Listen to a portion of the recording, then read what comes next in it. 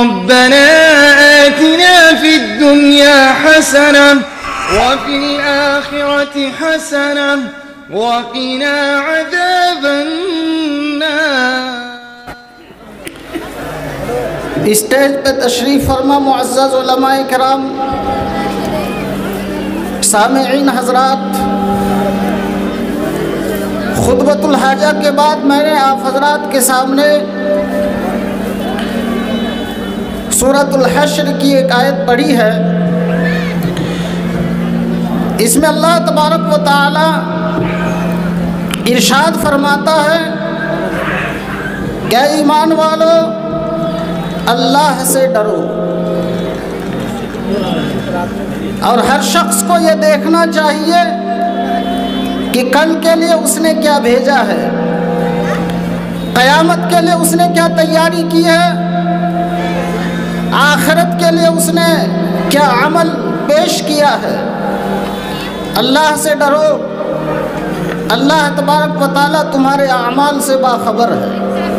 اس آیت کریمہ کے اندر قیامت کو غد کہا گیا، یعنی کل۔ جس طرح کل کا آنا یقینی ہے، آج کے بعد کل آئے گا یہ یقینی ہے، اور کل کا آنا بالکل قریب ہے، اسی طرح قیامت کے آنے میں بھی کسی طرح کا شک و شبہ نہیں ہے، اور قیامت بالکل کل کی طرح سے قریب ہے۔ اس لیے ہمیں اس کی فکر کرنی چاہیے۔ آج میں آپ کے سامنے مختصر وقت میں فکر آخرت کے حوالے سے چند باتیں عرض کروں گا۔ فکر آخرت، آخرت پر ایمان لے آنا ان 6 ایمان کے ارکان میں سے ہے جن پر ایمان لائے بغیر ہم مومن نہیں ہو سکتے۔ ایمان کے 6 ارکان میں سے ایک رکن آخرت پر ایمان لانا ہے۔ آخرت پر ایمان کس قدر اہم ہے کہ کتاب و سنت کے اندر متعدد مقامات پر ایمان باللہ کے ساتھ ایمان بالآخرہ کا تذکرہ کیا گیا ہے۔ اللہ کے نبی جناب محمد الرسول اللہ صلی اللہ علیہ وسلم نے ارشاد فرمایا، من کان یؤمن باللہ والیوم الآخر فلیکرم ضیفہ، کہ تم میں سے جو شخص اللہ پر ایمان رکھتا ہے اور آخرت پر ایمان رکھتا ہے، اللہ پر ایمان اور ساتھ ہی ساتھ آخرت پر ایمان رکھتا ہے، وہ اپنے مہمان کی تعظیم کرے۔ اسی طرح ایک روایت کے اندر اللہ کے نبی جناب محمد الرسول اللہ صلی اللہ علیہ وسلم نے ایمان باللہ اور ایمان بالآخرہ کا تذکرہ ایک ساتھ فرمایا، کہا من کان یؤمن باللہ والیوم الآخر فلا یؤذی جارہ، کہ تم میں سے جو شخص اللہ پر اور آخرت کے دن پر ایمان رکھتا ہے وہ اپنے پڑوسی کو تکلیف نہ دے۔ میرے بھائیوں، اصل دنیا، اصل ہمارا ٹھکانہ آخرت ہی ہے۔ اس دنیا کی اللہ تبارک و تعالیٰ کے نزدیک کوئی حیثیت نہیں۔ ترمذی شریف کتاب و صفت القیامہ کی صحیح روایت ہے، راوی حضرت سہل بن سعد رضی اللہ تعالیٰ عنہ، اللہ کے نبی جناب محمد الرسول اللہ صلی اللہ علیہ وسلم نے ارشاد فرمایا، لو كانت الدنيا تعدل عند الله جناح بعوضة ما سقى كافرا منها شربة ماء، کہ اللہ تبارک و تعالیٰ کے نزدیک اگر دنیا کی حیثیت مچھر کے پر کے برابر بھی ہوتی تو اللہ تبارک و تعالیٰ کسی کافر کو پانی کا ایک گھونٹ تک نہیں پلاتا۔ یہ دنیا کی حیثیت ہے۔ مسلم شریف کی ایک روایت کے اندر موجود ہے، اللہ کے نبی جناب محمد الرسول اللہ صلی اللہ علیہ وسلم بازار سے گزر رہے تھے، فَمَرَّ بِجَدْيٍ أَسَكَّ مَيِّتٍ، اللہ کے نبی صلی اللہ علیہ وسلم کا گزر ایک بکری کے مردہ بچے کے پاس سے ہوا.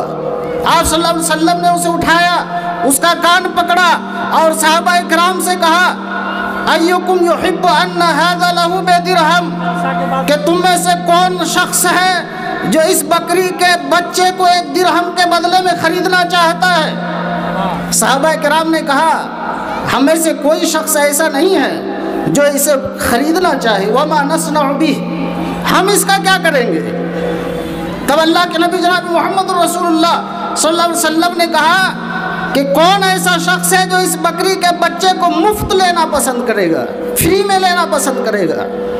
صحابہ کرام نے جواب دیا کہ لو کان حیا کان عیبا فی, اگر یہ بکری کا بچہ زندہ بھی ہوتا تو یہ عیب دار تھا, اس کے اندر عیب موجود ہے کہ اس کے کان چھوٹے چھوٹے ہیں. یہ بکری کا بچہ زندہ بھی رہتا تو ہم میں سے کوئی شخص اسے لینا پسند نہیں کرتا. تب اللہ کے نبی جناب محمد رسول اللہ صلی اللہ علیہ وسلم نے ارشاد فرمایا فواللہ للدنیا اہون علی اللہ من ھذا علیکم, یہ بکری کا مردہ بچہ تمہارے نزدیک جس قدر حقیر ہے, جس قدر گھٹیا ہے, اللہ تبارک و تعالیٰ کے نزدیک دنیا اس سے بھی کہیں زیادہ حقیر اور گھٹیا ہے. دنیا کی کوئی وقعت نہیں, دنیا کا کوئی وزن نہیں, دنیا کی کوئی قیمت نہیں اللہ تبارک و تعالیٰ کے نزدیک. تو میرے بھائیوں, یہ دنیا کی حیثیت. مومن جو ہوگا, مومن کا نقطۂ نظر یہ ہے کہ اگر آخرت اس کی بن رہی ہے, آخرت میں ٹھکانہ اس کا اچھا بن رہا ہے, تو دنیا کی ساری مصیبتوں کو جھیلنے کے لیے تیار ہو جاتا ہے. بخاری شریف کتاب المرضع کی ایک روایت ہے, ہم نے اکثر یہ حدیث سن رکھی ہے لیکن اس پر ہم غور نہیں کرتے.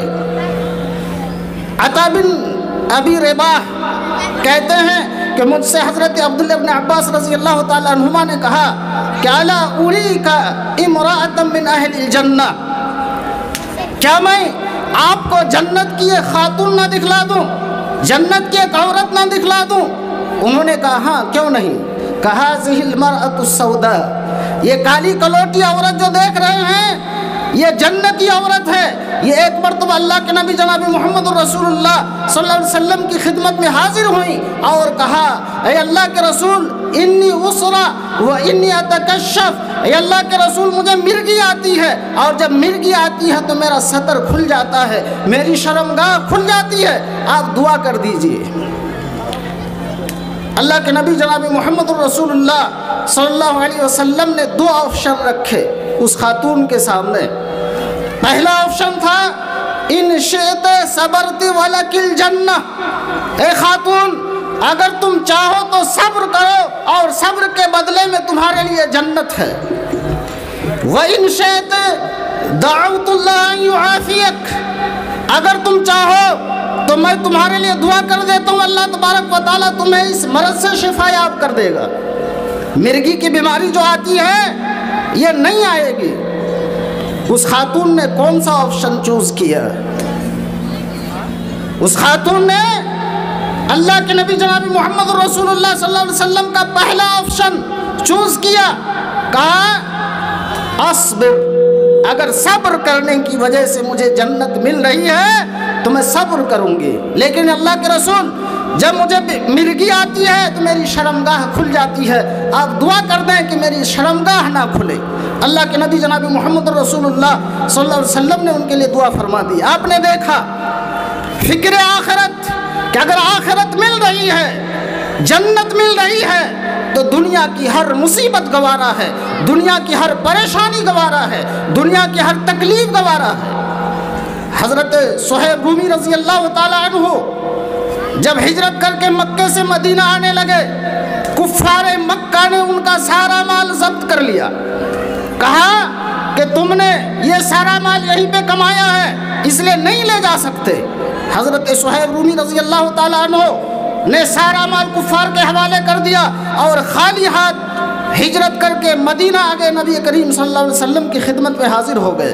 آپ صلی اللہ علیہ وسلم نے فرمایا ربحت تجارتک, اے صہیب تم نے بڑی نفع بخش تجارت کی ہے, تم نے بڑی نفع بخش تجارت کی ہے. وَمِنَ النَّاسِ مَن يَشْرِي نَفْسَهُ ابْتِغَاءَ مَرْضَاتِ اللَّهِ وَاللَّهُ رَءُوفٌ بِالْعِبَادِ۔ بعض لوگ ایسے ہیں جو اللہ کی رضامندی کے حصول کی خاطر اپنے آپ کو بیچ ڈالتے ہیں، اور اللہ تبارک و تعالی اپنے بندوں کے ساتھ مہربانی کرنے والا ہے۔ ایک آخری پیغام دے کر میں اپنی بات کو ختم کرنا چاہوں گا۔ میرے بھائیوں، ہر شخص کے اندر آخرت کی فکر ہونی چاہیے۔ دنیا بھی آپ کمائیے، اعتدال کے ساتھ کمائیے، اسلام اس سے منع نہیں کرتا ہے۔ ایک دائرے کے اندر رہ کے حلال طریقے سے آپ دنیا کمائیں، جتنی مرضی آپ دنیا کمائیں، لیکن اصل جو مقصد ہونا چاہیے ہماری زندگی کا وہ یہ ہے کہ آخرت کی فکر ہو ہمارے ذہن و دماغ کے اندر۔